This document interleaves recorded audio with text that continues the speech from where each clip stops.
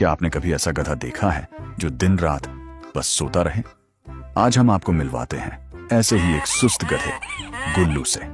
एक समय था जब एक खूबसूरत सा गांव पेड़ों और खेतों के बीच बसा हुआ था। गांव में कई जानवर अपने अपने मालिकों के साथ रहते थे।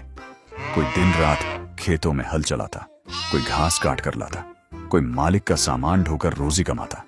सब जानवर अपनी मेहनत से खुश थे, लेकिन इन सब में एक जानवर ऐसा था जिसका हाल बिल्कुल अलग था। वह था गुल्लू नाम का गधा। शक्ल सूरत में तो बिल्कुल आम सा था, मगर आदतों में अजीब और गरीब।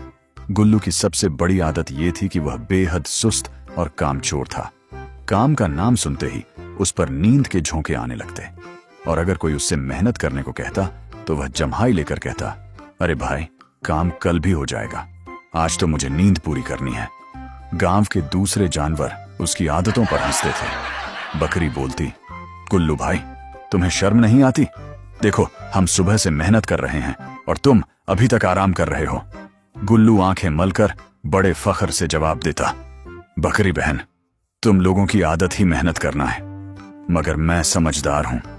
मैंने सुकून की जिंदगी चुनी है।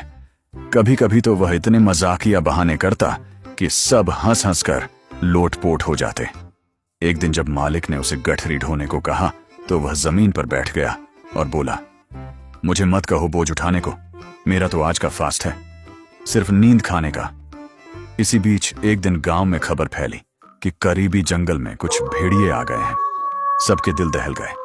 घोड़ा बोला, अगर हमने अभी कुछ न किया तो भेड़िए एक एक करके सब जानवरों को खा जाएंगे। बैल बोला, हमें जल्दी से एक मजबूत बाड़ बनानी होगी। सब जानवर तैयार हो गए। लकड़ियां काटने, पत्थर जोड़ने और खाई खोदने में लग गए। लेकिन गुल्लू, वह घास पर लंबा लेटकर सोता रहा और बड़बड़ाया, भेड़िए, कल आएंगे तो कल सोचेंगे, आज तो मेरा आराम दिन है। रात ढली। गांव में सन्नाटा छा गया। चांदनी में सब जानवर जाग जाग कर बाढ़ की निगरानी कर रहे थे। अचानक झाड़ियों में खड़खड़ाहट हुई। काले साए हिलते डुलते नजर आए। सबके कान खड़े हो गए।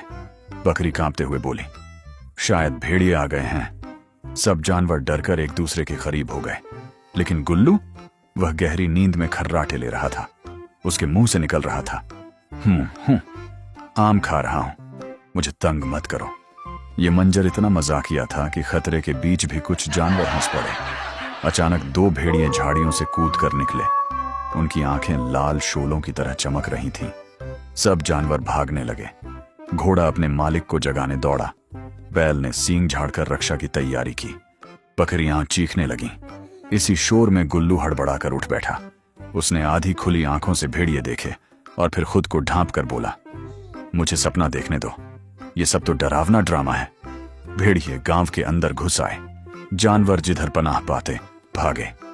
एक भेड़िया गुल्लू की तरफ लपका। अब तो गुल्लू की नींद गायब हो गई।